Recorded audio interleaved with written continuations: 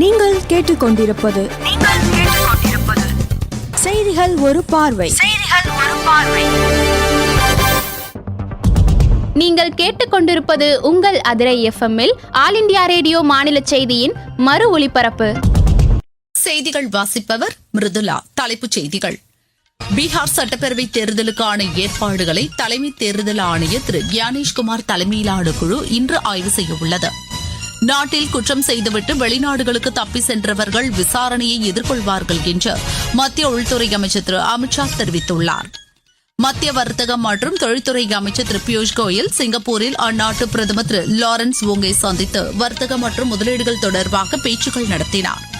காசாவில் அமைதியை ஏற்படுத்துவதற்கான தமது திட்டத்திற்கு ஹமாஸ் அமைப்பினர் ஆதரவு தெரிவித்துள்ளதாக அமெரிக்க அதிபர் திரு டொனால்டு டிரம்ப் கூறியுள்ளார்.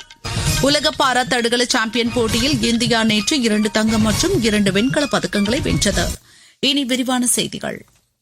பீகார் சட்டப்பேரவை தேர்தலுக்கான ஏற்பாடுகளை தலைமை தேர்தல் ஆணையர் திரு கியானேஷ்குமார் தலைமையிலான குழு இன்று ஆய்வு செய்கிறது. இதற்காக ஆணையர்கள் டாக்டர் சுக்பீர் சிங் சாந்து, டாக்டர் விவேக் ஜோஷி ஆகியோருடன் தலைமை தேர்தல் ஆணையர் பட்னா சென்றுள்ளார். இன்றும் நாளையும் அக்குழுவினர் அரசியல் கட்சிகளின் பிரதிநிதிகளை சந்தித்து அவர்களின் யோசனைகளையும் கேட்டறிய உள்ளனர். தேர்தலின் போது சட்டம் ஒழுங்கை முறையாக பராமரிப்பது தொடர்பாக அரசு அதிகாரிகள் மற்றும் காவல்துறை அதிகாரிகள் கலந்து கொள்ளும் கூட்டத்திலும் தேர்தல் ஆணையர்கள் உரையாற்ற உள்ளனர். நாட்டில் குற்றம் செய்துவிட்டு வெளிநாடுகளுக்கு தப்பி சென்றவர்கள் விசாரணையை எதிர்கொள்வார்கள் என்று மத்திய உள்துறை அமைச்சர் திரு அமித்ஷா கூறியுள்ளார்.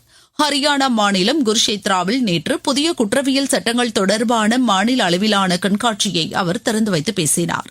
இந்த புதிய சட்டங்கள் வாயிலாக தண்டனைக்கு பதிலாக நீதி உறுதி செய்யப்பட்டுள்ளதாக அவர் தெரிவித்தார். இந்த சட்டத்தின் கீழ் ஏழைகள் கூட எளிதாக நீதியை பெற முடியும் என்றும் அவர்கள் தங்களது சொத்துக்களை பாதுகாத்துக் கொள்ள இதில் வழிவகை செய்யப்பட்டுள்ளதாகவும் அவர் கூறினார். முன்னதாக குருஷேத்ராவில் சுமார் 825 கோடி ரூபாய் மதிப்பிலான முடிவுற்ற பணிகளை அமைச்சர் திரு அமித்ஷா தொடங்கி வைத்ததோடு புதிய திட்டங்களுக்கு அடிக்கல் நாட்டினார். 5 செவிலியர் கல்லூரிகளை ஏற்படுத்துதல், 84 காவலர் குடியிருப்புகளை கட்டுதல் உள்ளிட்டவை இதில் அடங்கும். 300 படுக்கைகள் கொண்ட மருத்துவமனையை அமைச்சர் திறந்து வைத்தார். இந்த நிகழ்ச்சியில் முதலமைச்சர் திரு நயாப் சிங் மற்றும் மாநில அமைச்சர்கள் கலந்து கொண்டனர். இமாச்சல பிரதேசத்தில் உள்ள எய்ம்ஸ் மருத்துவமனையில் கடந்த 3 ஆண்டுகளில் ஏராளமான புதிய வசதிகள் செய்து தரப்பட்டுள்ளதாக மத்திய சுகாதாரத்துறை அமைச்சர் திரு ஜே பி நட்டா கூறியுள்ளார். நேற்று அந்த மருத்துவமனையின் 3வது ஆண்டு விழாவில் பேசிய அவர், எம்ஆர்ஐ ஸ்கேன் மற்றும் பெட் சிடி ஸ்கேன் வசதி மற்றும் புற்றுநோய்க்கான சிகிச்சை, கணைய மாற்று அறுவை சிகிச்சைக்கான வசதிகள் புதிதாக அறிமுகப்படுத்தப்பட்டுள்ளதாக தெரிவித்தார். மருத்துவமனையில் புதிதாக 127 பேர் பல்வேறு பணிகளில் நியமிக்கப்பட்டுள்ளதாகவும் மருத்துவமனைக்குடன் கூடிய கல்லூரியில் பயிலும் மாணவர்களுக்காக விடுதி மற்றும் ஊழியர் குடியிருப்புகள் ஏற்படுத்தப்படும் என்றும் அவர் கூறினார். நாடு முழுவதும் தற்போது 808 மருத்துவக் கல்லூரிகள் உள்ளதாகவும் அதில் 1,25,000 MBBS இடங்கள் உள்ளதாகவும் திரு ஜே பி நட்டா தெரிவித்தார். மத்திய வர்த்தக மற்றும் தொழில்துறை அமைச்சர் திரு பியூஷ் கோயல் நேற்று சிங்கப்பூரில் அந்நாட்டு பிரதமர் திரு லாரன்ஸ் வோங்கை சந்தித்து வர்த்தகம் மற்றும் முதலீடுகள் தொடர்பாக பேச்சுக்கள் நடத்தினார்.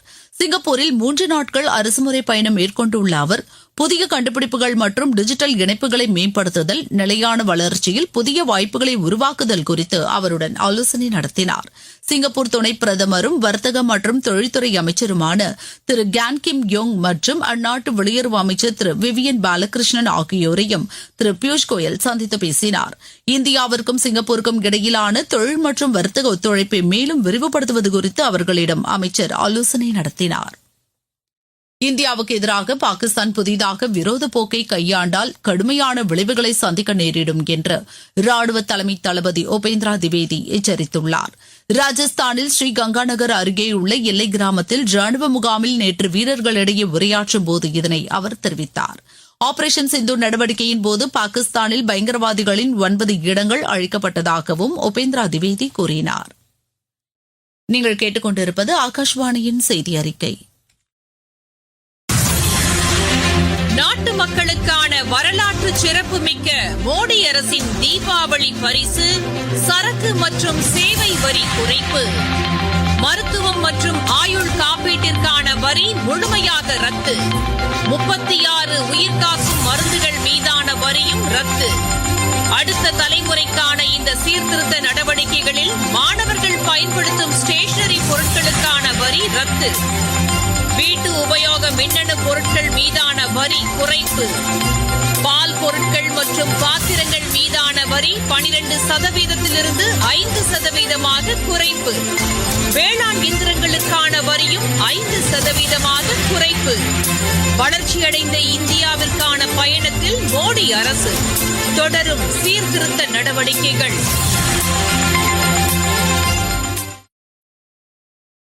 காசாவில் அமைதியை ஏற்படுத்துவதற்கான தமது திட்டத்திற்கு அமாஸ் அமைப்பினர் ஆதரவு தெரிவித்துள்ளதாக அமெரிக்க அதிபர் திரு டொனால்டு டிரம்ப் கூறியுள்ளார். தங்களது பிடியில் மீதமுள்ள இஸ்ரேலிய பணைய கைதிகளையும் விடுவிக்க அமாஸ் அமைப்பினர் முன்வந்துள்ளதாகவும் அவர் தெரிவித்துள்ளார். பாலஸ்தீனத்தில் அமைதியை ஏற்படுத்துவதற்கான தமது 20 அம்ச அமைதி திட்டத்தை ஏற்றுக்கொள்ள நாளை வரை திரு டிரம்ப் கெடு விதித்திருந்த நிலையில் இந்த அறிவிப்பை அமாஸ் வெளியிட்டுள்ளது. அதே நேரத்தில் காசாவின் எதிர்காலம் மற்றும் பாலஸ்தீனர்களின் உரிமைகள் தொடர்பாக தொடர்ந்து பேச்சுக்கள் நடத்தப்பட வேண்டும் என்றும் அமாஸ் கூறியுள்ளது. அமைதி திட்டத்திற்கு அமாஸ் அமைப்பு முன்வந்துள்ளதால் காசா மீது தாக்குதல் நடத்துவதை இஸ்ரேல் உடனடியாக நிறுத்த வேண்டும் என்று திரு டொனால்டு டிரம்ப் கேட்டுக் கொண்டுள்ளார். இந்தியாவின் மேற்கு பகுதிகளில் குடியேறியுள்ள சிந்தி மக்களின் மரபணு பாகிஸ்தானில் உள்ள சிந்தி மக்களிடம் இருந்து மிகவும் வேறுபட்டது மற்றும் தனித்துவமானது என்று ஆய்வில் தெரியவந்துள்ளது. ஹைதராபாத்தை தலைமையிடமாக கொண்ட செல்லுலர் மற்றும் மூலக்கூறு உயிரியல் மையத்தின் விஞ்ஞானிகள் நடத்திய ஆய்வில் இது தெரியவந்துள்ளது. இந்தியாவில் வாழும் சிந்தி இனத்தவரின் மக்கள் தொகை குறித்து இந்த ஆய்வு மையத்தை சேர்ந்த டாக்டர் குமாரசாமி தெங்கராஜ் தலைமையிலான குழுவினர் இந்த ஆய்வை நடத்தியுள்ளனர். இந்த ஆய்வின் முடிவில் சமீபத்திய மனித மரபியல் இதழில் வெளியிடப்பட்டுள்ளது. ஆராய்ச்சியாளர்கள் 6 லட்சம் DNA குறிப்புகளை பயன்படுத்தி சிந்தி மக்களின் மரபணு தரவுகளை உருவாக்கியுள்ளனர். மணிப்பூர் மாநிலத்தில் ஐக்கிய குக்கி தேசிய ராணுவம் என்று அழைக்கப்படும் தடை செய்யப்பட்ட அமைப்பை சேர்ந்த 5 பேரை அசாம் ஆயுதப்படையினர் கைது செய்துள்ளனர். சவ்ரா சந்தர்பூர் மாவட்டத்தில் சாங்கோட் கிராமத்தில் இவர்களின் நடமாட்டம் இருப்பதாக வந்த தகவலை அடுத்து அங்கு விரைந்த பாதுகாப்பு படையினர் அவர்களை கைது செய்ததோடு அவர்களிடம் இருந்து ஏராளமான ஆயுதங்களையும் வெடிமருந்துகளையும் பறிமுதல் செய்தனர். அவர்கள் மீது சட்டவிரோத செயல்கள் தடுப்பு சட்டம் மற்றும் ஆயுத சட்டத்தின் கீழ் வழக்கு பதிவு செய்யப்பட்டு விசாரணை நடைபெற்று வருவதாக காவல்துறை உயர் அதிகாரி ஒருவர் தெரிவித்தார்.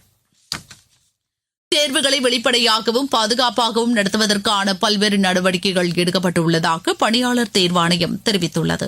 இந்த தேர்வுகளில் பங்கேற்கும் விண்ணப்பதாரர்கள் வினா மற்றும் விடைத்தாள்களை சரிபார்த்துக் கொள்ள முடியும் என்றும் இதனால் நாடு முழுவதும் லட்சக்கணக்கான இளைஞர்கள் பயனடைவார்கள் என்றும் அந்த ஆணையம் கூறியுள்ளது. சரியான பதில்களுக்கு மதிப்பெண் மறுக்கப்பட்டிருந்தால் அது குறித்து ஆதாரத்துடன் கேள்வி எழுப்ப முடியும் என்றும் அந்த ஆணையம் தெரிவித்துள்ளது. விடைத்தாள்களை சரிபார்ப்பதற்கான கட்டணம் குறைக்கப்பட்டுள்ளதாகவும் ஆதார் அடிப்படையிலான விண்ணப்பம் சரிபார்ப்பு உள்ளிட்டவை ஆணையத்தின் சில முக்கிய சீர்திருத்தங்கள் என்றும் பணியாளர் தேர்வாணையம் கூறியுள்ளது. அரபிக்கடலில் உருவாகியுள்ள சக்தி புயல் காரணமாக மகாராஷ்டிராவில் இன்று முதல் 4 நாட்களுக்கு கனமழை பெய்யும் என்று வானிலை ஆய்வு மையம் எச்சரித்துள்ளது. மும்பை, தானே, பால்கர், ராய்கட், ரத்னகிரி, சிந்துதுர்க் ஆகிய மாவட்டங்களில் மணிக்கு 45 முதல் 55 கிலோமீட்டர் வேகத்தில் பலத்த காற்று வீசக்கூடும் என்றும் தெரிவிக்கப்பட்டுள்ளது. புயல் வலுவடைவதை பொறுத்து காற்றின் வேகம் அதிகரிக்கக்கூடும் என்றும் அரபிக்கடல் கொந்தளிப்புடன் காணப்படும் என்றும் இதன் காரணமாக மீனவர்கள் மீன்பிடிக்க செல்ல வேண்டாம் என்றும் அறிவுறுத்தப்பட்டுள்ளனர். இந்நிலையில் மகாராஷ்டிராவின் கிழக்கு விதர்பா, மராத்வாடா உள்ளிட்ட பகுதிகளில் இன்று கனமழை பெய்யும் என்று வானிலை ஆய்வு மையம் கூறியுள்ளது. சக்தி புயலை எதிர்கொள்ள மகாராஷ்டிரா மாநில அரசு முன்னெச்சரிக்கை நடவடிக்கைகளை மேற்கொண்டுள்ளது. மகளிர் 200 மீட்டர் ஓட்டத்தில் பிரித்திபாலும் ஆடவர் வட்டு எறிதலில் பிரதீப் குமாரும் வெண்கலப் பதக்கம் வென்றனர். இப்போட்டியில் இந்தியா இதுவரை 6 தங்கம், 5 வெள்ளி, 4 வெண்கலப் பதக்கங்களுடன் பதக்கப்பட்டியலில் 4வது இடத்தில் உள்ளது. மீண்டும் தலைப்புச் செய்திகள். பீகார் சட்டப்பேரவை தேர்தலுக்கான ஏற்பாடுகளை தலைமை தேர்தல் ஆணையர் திரு ஞானேஷ்குமார் தலைமையிலான குழு இன்று ஆய்வு செய்ய உள்ளது. நாட்டில் குற்றம் செய்துவிட்டு வெளிநாடுகளுக்கு தப்பி சென்றவர்கள் விசாரணையை எதிர்கொள்வார்கள் என்று மத்திய உள்துறை அமைச்சர் திரு அமித்ஷா தெரிவித்துள்ளார். மத்திய வர்த்தக மற்றும் தொழில்துறை அமைச்சர் திரு பியூஷ் கோயல் சிங்கப்பூரில் அந்நாட்டு பிரதமர் திரு லாரன்ஸ் வோங்கை சந்தித்து வர்த்தகம் மற்றும் முதலீடுகள் தொடர்பாக பேச்சுக்கள் நடத்தினார். காசாவில் அமைதியை ஏற்படுத்துவதற்கான தமது திட்டத்திற்கு அமாஸ் அமைப்பினர் ஆதரவு தெரிவித்துள்ளதாக அமெரிக்க அதிபர் திரு டொனால்டு டிரம்ப் கூறியுள்ளார். உலக பாரா தடகள சாம்பியன் போட்டியில் இந்தியா நேற்று 2 தங்கம் மற்றும் 2 வெண்கலப் பதக்கங்களை வென்றது. இத்துடன் இந்த செய்தி அறிக்கை நிறைவு பெற்றது. ஆல் இந்திய ரேடியோவின் மாநில செய்திகளுக்கு நன்றி. மீண்டும் செய்திகள் ஒரு பார்வை மாலை 4 மணிக்கு கேட்க தவறாதீர்கள். எப்பவுமே கேளுங்க FM நாளை நம்ம அதிரி FM 90.4 நமது சமூகம் நமது நலன்.